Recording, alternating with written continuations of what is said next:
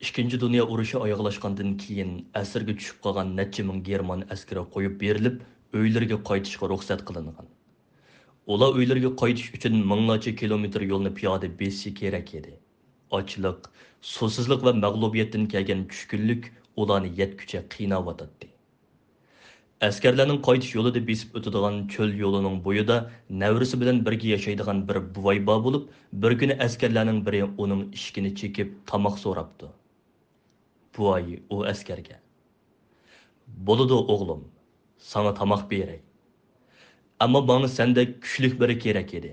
Qara, bog'chining ishidagi bu bir dövi o'tinni mono ambarning oldiga to'shib bersang, uninggacha men bu tomoqni tayyorlab bo'latdim" debdi.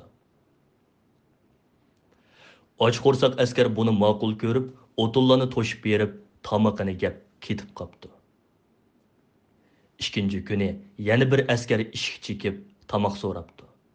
Bu qitim buvay: "Ambarning oldidagi mono bir dövi o'tinni bog'chining ichiga to'shib bergan bo'lsang, uninggacha men bu tomoqni tayyorlab bo'laman" debdi. Bu askarmi o'tinlarni to'shib, tomoqini yeb bo'lib ketib qopti. Bu bir dövi o'tin har qitim tomoq so'rab kelgan askar bilan bir u yoqqa, bir bu yoqqa yo'tkilib, necha 10 kun davomlashibdi. Bularga boshdan oyoq shohid bo'lib turgan buvayning navrisi buvisining bu qiliqini zodili tushunolmay sababini so'rabdi. Buvay tushundirib shundoq debdi: "Qo'zam, bu qahramon askarlar vatanimizni qo'g'dash uchun qurbonlik berdi. Bizmi ularning izzat obro'yini qo'g'dishimiz kerak. Ularni tilamchining o'rniga tushirib qo'ymasligimiz kerak. Askar bir dövi o'tinni yo'tkab bergandan keyin dasturxonga o'ltirganida izzat, sharaf bilan o'ltiradi.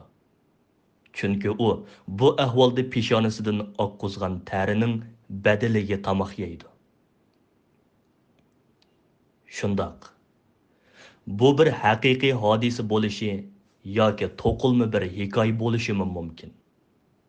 Ammo biz ziyrak, vatanparvar va insoniy fazilatga ega bu buvayning izzat obro'yining qimmatini naqadar yaxshi tunib yetganligiga qarab qoyil bo'lmay turolmasak, qarshi tarafda boshqalarning izzat obro'yini bir tiyinga tanqinmaydigan, boshqalarning obro'yini o'yin chiqib o'ynaydigan, insoniylikdan nasibisiz, axloqsiz kishilarning safosizligiga qarab ochiq yutishdan boshqa nima qilishni bilinmayla qolamiz.